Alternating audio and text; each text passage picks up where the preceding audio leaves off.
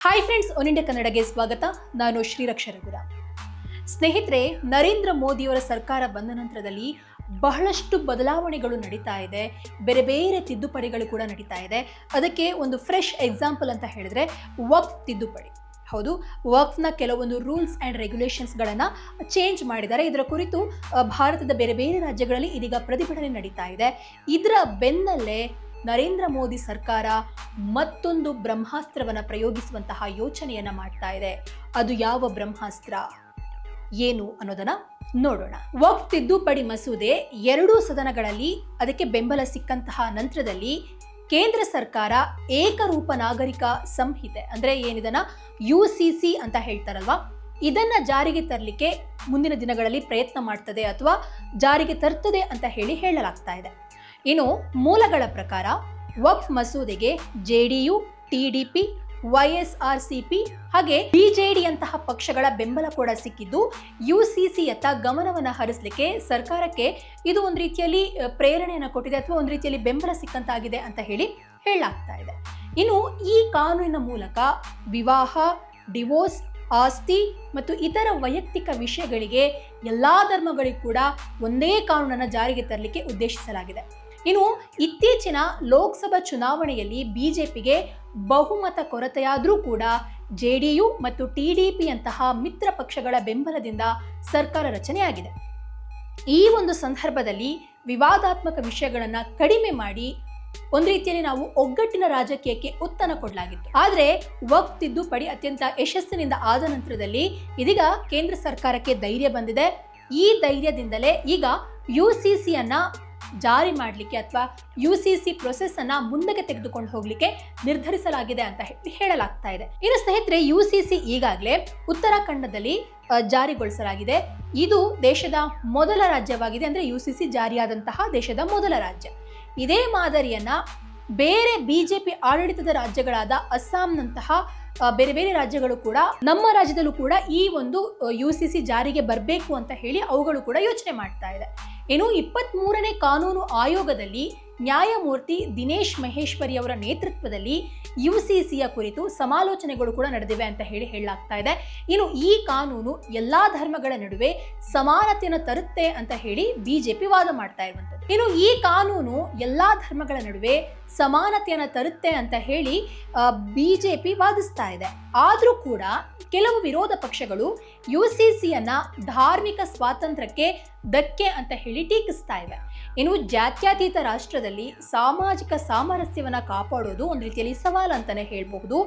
ಈ ನಿಟ್ಟಿನಲ್ಲಿ ಸರ್ಕಾರದ ಮುಂದಿನ ಕ್ರಮಗಳು ಇದೀಗ ಗಮನ ಸೆಳೀತಾ ಇರುವಂತದ್ದು. ಇನ್ನು ಏಕರೂಪ ನಾಗರಿಕ ಸಂಹಿತೆ ಅಂದ್ರೆ ಏನು, ಈ UCC ಅಂದ್ರೆ ಏನು ನೋಡೋಣ. ಏಕರೂಪ ನಾಗರಿಕ ಸಂಹಿತೆ ಅಥವಾ UCC ಹೆಸರೇ ಹೇಳುವಂತೆ ದೇಶದ ಎಲ್ಲಾ ನಾಗರಿಕರಿಗೂ ಒಂದೇ ಕಾನೂನು ಅಂತ ಅರ್ಥ. ಪ್ರಸ್ತುತವಾಗಿ ಮದುವೆ, ವಿಚ್ಛೇದನ ಮತ್ತು ಉತ್ತರಾಧಿಕಾರ ಸೇರಿದಂತೆ ವಿಷಯಗಳು ಧರ್ಮ ಆಧಾರಿತ ವೈಯಕ್ತಿಕ ಕಾನೂನುಗಳ ಮೇಲೆ ಕೂಡ ನಿರ್ಧಾರವಾಗ್ತಾ ಇದೆ. ಆದರೆ ಈ ಕಾಯ್ದೆ ಜಾರಿಯಾದ ನಂತರ ಎಲ್ಲಾ ಧರ್ಮದವರಿಗೂ ಕೂಡ ಒಂದೇ ಕಾನೂನು ಅನ್ವಯ ಆಗುತ್ತೆ. ಇನ್ನು ಸಂಹಿತೆಯ ಬಗ್ಗೆ ಸಂವಿಧಾನ ಏನ್ ಹೇಳುತ್ತೆ? ಏಕರೂಪ ನಾಗರಿಕ ಸಂಹಿತೆಯು ರಾಜ್ಯ ನೀತಿಯ ನಿರ್ದೇಶನ ತತ್ವಗಳನ್ನ ಅಂದ್ರೆ DPSP ಒಳಗೊಂಡಿರುವ ಸಂವಿಧಾನದ ಭಾಗ 4ರ ಭಾಗವಾಗಿದೆ. ಇನ್ನು DPSPಯಲ್ಲಿನ 44ನೇ ವಿಧಿಯು ಭಾರತದ ಪ್ರದೇಶದಾದ್ಯಂತ ನಾಗರಿಕರಿಗೆ ಏಕರೂಪದ ನಾಗರಿಕ ಸಂಹಿತೆಯನ್ನು ಪಡೆಯಲಿಕ್ಕೆ ರಾಜ್ಯವು ಪ್ರಯತ್ನಿಸುತ್ತದೆ ಹೀಗಂತ ಹೇಳಲಾಗುತ್ತೆ. ಇನ್ನು ಭಾರತೀಯ ಸಂವಿಧಾನದ ರಚನೆಯ ಸಮಯದಲ್ಲಿ ನಡೆದಂತಹ ಚರ್ಚೆಗಳಲ್ಲಿ ಏಕರೂಪ ನಾಗರಿಕ ಸಂಹಿತೆಯ ಬಗ್ಗೆ ಪ್ರಸ್ತಾವನೆಗಳನ್ನು ನೋಡಬಹುದು. ಡಾಕ್ಟರ್ BR ಅಂಬೇಡ್ಕರ್ ಸೇರಿದಂತೆ ಸಂವಿಧಾನ ಸಭೆಯು ಕೆಲವು ಸದಸ್ಯರು ಲಿಂಗ ಸಮಾನತೆ, ಜಾತ್ಯತೀತತೆ ಮತ್ತು ರಾಷ್ಟ್ರೀಯ ಏಕೀಕರಣವನ್ನು ಉತ್ತೇಜಿಸಲಿಕ್ಕೆ UCC ಅಗತ್ಯ ಅಂತ ಹೇಳಿ ನಂಬಿದ್ರು. ಆದ್ರೂ ಕೂಡ ನಜೀರ್ ಉದ್ದೀನ್ ಅಹಮದ್ ಸೇರಿದಂತೆ ಇತರ ಅನೇಕ ಸದಸ್ಯರು ತಮ್ಮ ಒಪ್ಪಿಗೆ ಇಲ್ಲದೆ ವಿವಿಧ ಸಮುದಾಯಗಳ ಧಾರ್ಮಿಕ ಕಾನೂನುಗಳನ್ನ ಹಾಳು ಮಾಡಬಾರದು ಅಂತ ಹೇಳಿ ಪ್ರತಿಪಾದಿಸಿದ್ರು. ಇನ್ನು ಇದು ವೈವಿಧ್ಯತೆಗೆ ಮಾರಕವಾಗುತ್ತಾ ಈ ಒಂದು UCC ಏಕರೂಪ ನಾಗರಿಕ ಸಂಹಿತೆ ಅಂದ್ರೆ? ಏಕರೂಪ ನಾಗರಿಕ ಸಂಹಿತೆ ಜಾರಿಯ ಬಗ್ಗೆ ಹಲವು ಆತಂಕಗಳು ಇದೆ. ಭಾರತ ವೈವಿಧ್ಯಮಯ ದೇಶವಾಗಿದ್ದು ವಿವಿಧ ಧಾರ್ಮಿಕ ಸಮುದಾಯಗಳು ತಮ್ಮದೇ ಆದ ವೈಯಕ್ತಿಕ ಕಾನೂನುಗಳನ್ನು ಅನುಸರಿಸುತ್ತವೆ. ಉದಾಹರಣೆಗೆ ಹೇಳೋದಾದ್ರೆ ಹೆಚ್ಚಿನ ಧರ್ಮಗಳಲ್ಲಿ ಉತ್ತರಾಧಿಕಾರದ ಕಾನೂನುಗಳು ಗಂಡು ಮಕ್ಕಳ ಪರವಾಗಿಯೇ ಇದೆ. ಈಗ ಮುಸ್ಲಿಂ ಮಹಿಳೆಯರಿಗೆ ಕಾನೂನುಬದ್ಧ ವಿವಾಹ ವಯಸ್ಸು ಇತರರಿಗಿಂತ ಭಿನ್ನವಾಗಿದೆ. ಕೆಲವು ಧಾರ್ಮಿಕ ಮತ್ತು ಸಾಂಪ್ರದಾಯಿಕ ವೈಯಕ್ತಿಕ ಕಾನೂನುಗಳು ಬಹುಪತ್ನಿತ್ವಕ್ಕೆ ಕೂಡ ಅನುಮತಿಯನ್ನು ಕೊಟ್ಟರೆ ಬೇರೆ ಧರ್ಮಗಳಲ್ಲಿ ಅದಕ್ಕೆ ಅವಕಾಶ ಇರೋದಿಲ್ಲ. ಅದೇ ರೀತಿ ವಿವಿಧ ಧಾರ್ಮಿಕ ಕಾನೂನುಗಳಲ್ಲಿ ವಿಚ್ಛೇದನ ಮತ್ತು ಜೀವನಾಂಶದ ಆಧಾರಗಳು ಕೂಡ ಭಿನ್ನವಾಗಿರ್ತವೆ. ಯಾವ ರಾಜ್ಯಗಳು, ಕೇಂದ್ರಾಡಳಿತ ಪ್ರದೇಶಗಳು ಇದನ್ನ ಅಳವಡಿಸಿಕೊಂಡಿವೆ? ಹಾಗಾದ್ರೆ ಗುಜರಾತ್, ಮಧ್ಯಪ್ರದೇಶ ಮತ್ತು ಅಸ್ಸಾಂ ಸೇರಿದಂತೆ ಹಲವು ಬಿಜೆಪಿ ಆಡಳಿತದ ರಾಜ್ಯಗಳು ಏಕರೂಪ ನಾಗರಿಕ ಸಂಹಿತೆಯನ್ನು ಅನುಸರಿಸಲಿಕ್ಕೆ ತಮ್ಮ ಆಸಕ್ತಿಯನ್ನು ವ್ಯಕ್ತಪಡಿಸಿದ್ರೂ ಕೂಡ ಯಾರೂ ಅದನ್ನ ಅಧಿಕೃತವಾಗಿ ಇನ್ನೂ ಅಳವಡಿಸಿಕೊಂಡಿಲ್ಲ, ಉತ್ತರಾಖಂಡನ ಬಿಟ್ರೆ. ಆದ್ರೂ ಕೂಡ UCCಯ ಮಾದರಿಯು ಗೋವಾದಲ್ಲಿ ಜಾರಿಯಲ್ಲಿದೆ. ಇದು 1867ರ ಪೋರ್ಚುಗೀಸ್ ಸಿವಿಲ್ ಕೋಡ್ ಅನ್ನು ಅನುಸರಿಸುತ್ತದೆ. ಗೋವಾದ ಎಲ್ಲಾ ಧರ್ಮಗಳ ಜನರು ಮದುವೆ, ವಿಚ್ಛೇದನ ಮತ್ತು ಉತ್ತರಾಧಿಕಾರದ ಮೇಲೆ ಒಂದೇ ಕಾನೂನುಗಳಿಗೆ ಒಳಪಟ್ಟಿರ್ತಾರೆ. 1961ರಲ್ಲಿ ಗೋವಾ ಒಕ್ಕೂಟಕ್ಕೆ ಸೇರಿದ ನಂತರ ಅಂಗೀಕರಿಸಲ್ಪಟ್ಟ 1962ರ ಗೋವಾ ದಮನ್ ಮತ್ತು ದಿಯು ಆಡಳಿತ ಕಾಯ್ದೆಯು ಗೋವಾಗೆ ನಾಗರಿಕ ಸಂಹಿತೆಯನ್ನು ಅನ್ವಯಿಸಲಿಕ್ಕೆ ಅನುಮತಿಯನ್ನ ಕೊಟ್ಟಿದೆ. ಇನ್ನು ಶಾಬಾನು ಪ್ರಕರಣ 1985ರಲ್ಲಿ ಶಾಬಾನು ಪ್ರಕರಣದ ವಿಚಾರಣೆಯ ಸಂದರ್ಭದಲ್ಲಿ ಏಕರೂಪ ನಾಗರಿಕ ಸಂಹಿತೆಯನ್ನ ಜಾರಿಗೆ ತರಬೇಕು ಅನ್ನುವಂತಹ ಬೇಡಿಕೆ ಹಲವು ಬಾರಿ ಬಂದಿತ್ತು. ಪತಿಯಿಂದ ವಿಚ್ಛೇದನ ಪಡೆದಿರುವಂತಹ ಮುಸ್ಲಿಂ ಮಹಿಳೆ ಶಾಬಾನು ಅವರಿಗೆ ಆರ್ಥಿಕ ನೆರವು ನೀಡುವಂತೆ ಸುಪ್ರೀಂ ಕೋರ್ಟ್ ತೀರ್ಪನ್ನ ನೀಡಿದೆ. ಇದು ಮುಸ್ಲಿಂ ವೈಯಕ್ತಿಕ ಕಾನೂನುಗಳಿಗೆ ವಿರುದ್ಧವಾದ ಕಾರಣದಿಂದ ಹಿನ್ನಡೆಗೆ ಕಾರಣವಾಯಿತು. ಆದ್ರೆ ಧಾರ್ಮಿಕ ಸಂಪ್ರದಾಯವಾದಿಗಳನ್ನ ಕೆಣಕ್ಲಿಕ್ಕೆ ಬಯಸಿದಂತಹ ರಾಜೀವ್ ಗಾಂಧಿ ಸರ್ಕಾರ ಇದನ್ನ ರದ್ದುಗೊಳಿಸಿತು.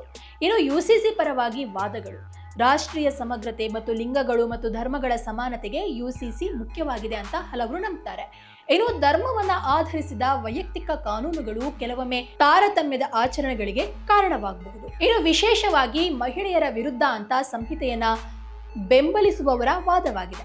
ಇನ್ನು ಮತ್ತೊಂದು ವಾದ ಅಂತ ಅಂದ್ರೆ ಸಾಮಾನ್ಯ ನಾಗರಿಕ ಸಂಹಿತೆಯು ಭಾರತದಲ್ಲಿ ಜಾತ್ಯತೀತತೆಯ ತತ್ವಗಳನ್ನು ಬಲಪಡಿಸುತ್ತವೆ. ಏಕರೂಪ ನಾಗರಿಕ ಸಂಹಿತೆಯ ಅನುಷ್ಠಾನ ಉತ್ತರಾಧಿಕಾರ ಮತ್ತು ವಿಚ್ಛೇದನದ ವಿಷಯದಲ್ಲಿ ಕಾನೂನನ್ನ ಸುಲಭಗೊಳಿಸುತ್ತದೆ ಮತ್ತು ಬಹಳಷ್ಟು ಹಳೆಯ ಧಾರ್ಮಿಕ ವೈಯಕ್ತಿಕ ಕಾನೂನುಗಳನ್ನ ಹೊರಹಾಕ್ತದೆ ಅಂತ ಹೇಳಿ ಕಾನೂನು ತಜ್ಞರು ಅಭಿಪ್ರಾಯವನ್ನ ಪಟ್ಟಿದ್ದಾರೆ. ಇನ್ನು UCC ಜಾರಿಗೆ ವಿರೋಧ ಯಾಕೆ? ಇದನ್ನ ವಿರೋಧಿಸುವಂತಹ ಜನರು UCC ಧಾರ್ಮಿಕ ಸ್ವಾತಂತ್ರ್ಯವನ್ನ ಉಲ್ಲಂಘಿಸಬಹುದು, ಹಾಗೆ ಧಾರ್ಮಿಕ ಆಚರಣೆಗಳೊಂದಿಗೆ ಸಂಘರ್ಷ ಉಂಟು ಮಾಡಬಹುದು ಅಂತ ಹೇಳ್ತಾರೆ. ಇನ್ನು ಭಾರತ ವಿವಿಧ ಸಂಸ್ಕೃತಿಗಳನ್ನ ಹೊಂದಿರುವಂತಹ ವೈವಿಧ್ಯಮಯ ರಾಷ್ಟ್ರವಾಗಿರೋದ್ರಿಂದ ವಿವಿಧ ಸಮುದಾಯಗಳು ತಮ್ಮ ವಿಭಿನ್ನ ಪದ್ಧತಿಗಳು ಮತ್ತು ಆಚರಣೆಗಳನ್ನ ಕಾಪಾಡಿಕೊಳ್ಳುವ ಹಕ್ಕನ್ನ ಹೊಂದಿರಬೇಕು ಮತ್ತು ಅವರ ಒಪ್ಪಿಗೆ ಇಲ್ಲದೆ ಅಲ್ಪಸಂಖ್ಯಾತ ಸಮುದಾಯಗಳ ಮೇಲೆ ಕಾನೂನನ್ನ ಜಾರಿಗೊಳಿಸಬಾರದು ಅಂತ ವಾದಿಸ್ತಾರೆ. ಈ ಕಾರಣಗಳಿಗಾಗಿ UCCಯನ್ನ ಜಾರಿಗೆ ತರಬಾರದು ಅಂತ ಕೆಲವರು ಅಭಿಪ್ರಾಯವನ್ನ ಪಟ್ಟರೆ, ಕೆಲವರು ತರಬೇಕು ಅಂತ ಹೇಳ್ತಾ ಇದ್ದಾರೆ. ಆದ್ರೆ ನರೇಂದ್ರ ಮೋದಿ ಸರ್ಕಾರಕ್ಕೆ ಇದೀಗ ವಕ್ಫ್ ತಿದ್ದುಪಡಿಯಿಂದ ಒಂದು ದೊಡ್ಡ ಬೆಂಬಲ ಸಿಕ್ಕಂತಾಗಿದೆ. ಈ ಧೈರ್ಯದಿಂದ ತಮ್ಮ ಬತ್ತಳಿಕೆಯಲ್ಲಿರುವಂತಹ ಮತ್ತೊಂದು ಬ್ರಹ್ಮಾಸ್ತ್ರವನ್ನ, UCCಯನ್ನ ಜಾರಿ ಮಾಡುವಂತಹ ಬ್ರಹ್ಮಾಸ್ತ್ರವನ್ನ ನರೇಂದ್ರ ಮೋದಿ ಸರ್ಕಾರ ತರೋದ್ರಲ್ಲಿ ಅಥವಾ ಅದನ್ನ ಜಾರಿ ಮಾಡೋದ್ರಲ್ಲಿ ಅನುಮಾನ ಇಲ್ಲ ಅಂತಲೂ ಕೆಲವರು ಹೇಳ್ತಾ ಇದ್ದಾರೆ. ನೋಡೋಣ, ಮುಂದಿನ ದಿನಗಳಲ್ಲಿ ಗೊತ್ತಾಗುತ್ತೆ ನರೇಂದ್ರ ಮೋದಿ ಸರ್ಕಾರ UCCಯನ್ನ ಜಾರಿಗೆ ತರ್ತಾರಾ ಅಥವಾ ಇಲ್ವಾ ಅನ್ನೋದನ್ನ. ಧನ್ಯವಾದ.